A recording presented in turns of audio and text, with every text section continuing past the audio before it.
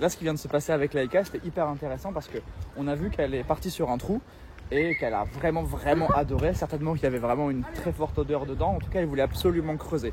On a vu à quel point mes premiers appels ont été difficiles. J'ai dû insister. Elle n'avait pas envie de décrocher.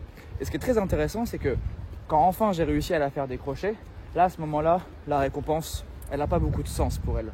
Elle veut vraiment aller faire son trou. Et ça aurait été, je pense, à mon sens, une erreur de juste partir et de laisser ça sur une frustration. C'est pour ça que ce que j'ai fait, c'est que je m'en suis servi pour faire un exercice. Je l'ai rappelé, je l'ai récompensé et ensuite, surtout, je l'ai autorisé à aller creuser. Donc on l'a fait comme ça 2-3 fois.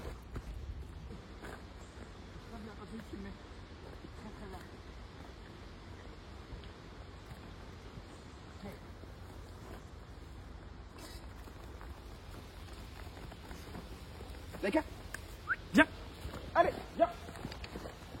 Allez, ma puce, répète. Oui. L'objectif, c'est quoi? C'est de lui montrer que moi, je suis un collaborateur pour elle en balade. Je ne suis pas forcément là pour l'embêter.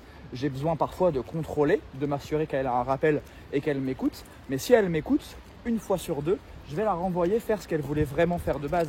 Et du coup, là, à ses yeux, je prends beaucoup de valeur, je deviens pertinent. Alors forcément, il y a des fois, on ne pourra pas la renvoyer. S'il faut avancer, si c'est parce qu'elle est partie sur un animal, sur quelqu'un. Mais si de temps en temps, elle comprend que elle a l'opportunité de partir faire ce qu'elle voulait, votre appel il va devenir vraiment cohérent. Et elle va arrêter de vous voir, ou il va arrêter de vous voir, votre chien, comme juste quelqu'un qui le rappelle forcément pour les trucs négatifs, forcément pour l'interdire. Et ça, c'est vraiment très important. Voilà, à très vite pour une prochaine vidéo.